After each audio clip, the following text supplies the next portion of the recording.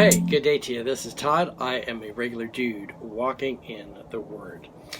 As we're going through Leviticus, we're doing chapter 17 here in two sessions, today and tomorrow.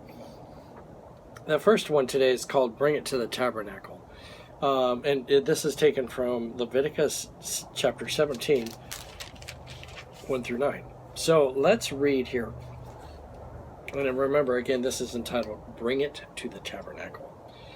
It says this: The Lord said to Moses, "Speak to Aaron and his sons and to all the Israelites and say to them, this is what the Lord has commanded. Any Israelite who sacrifices an ox, a lamb, or a goat in the camp or outside of it, instead of bringing it to the entrance to the tent of meeting, to present it as an offering to the Lord in front of the tabernacle of the Lord, that person shall be considered guilty of bloodshed.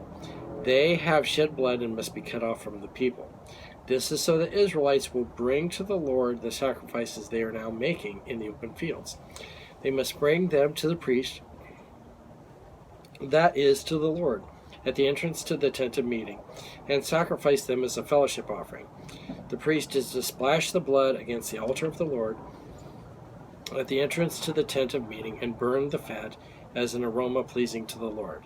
They must no longer offer any of the sacrifices to the goat idols, whom they prostitute themselves. This is to be the lasting ordinance for them for generations to come. Say to them, any Israelite or any foreigner residing among them who offers a burnt offering or sacrifice and does not bring it to the entrance to the tent of meeting to sacrifice it to the Lord must be cut off from the people of Israel. Okay, so basically, if you made any sacrifice at all, you were to bring it to the tabernacle. People were apparently making sacrifices outside the tabernacle, and they were used to doing this in Egypt. They were offering sacrifices to all these foreign gods. Now, we have already discussed how involved and intricate the whole sacrificial system was, and all the different steps that were needed to do that, and how Nadab and Abihu were killed because they didn't do it exactly the way God prescribed it to be done.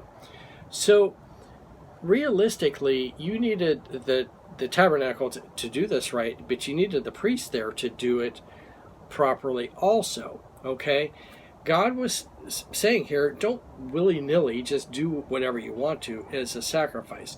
It needs to go exactly the way God prescribed. And God gave some really detailed instructions. So if I'm out there just I think I want to do a sacrifice, there's a good chance I'm going to mess it up because I'm not doing it exactly the way it was prescribed. And I'm not having the priest look over my shoulder to see if it's done right, wearing all the clothes and everything else. And so I'm going to mess it up. And that's what God was after here, was keep the sacrifice, the whole sacrificial system pure.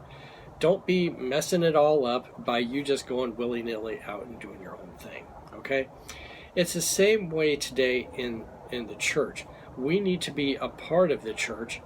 When we get outside the church and just do our own thing, like, oh, I don't need to be a part of the church, I'll just worship God the way I want to. Well, then we're not following God's instruction.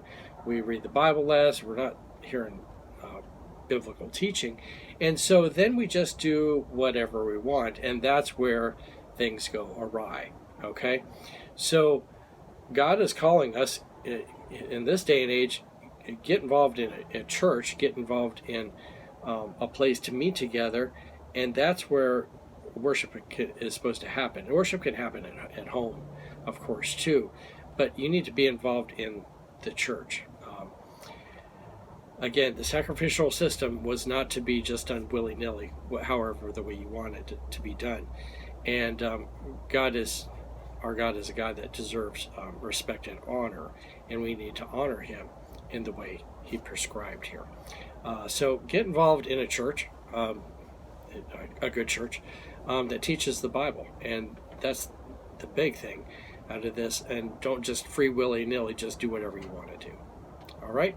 Hey, thanks for watching. I'm just a regular dude walking in the Word, and I look forward to seeing you tomorrow as we continue our journey through Leviticus. Lord's blessing. I'll see you then.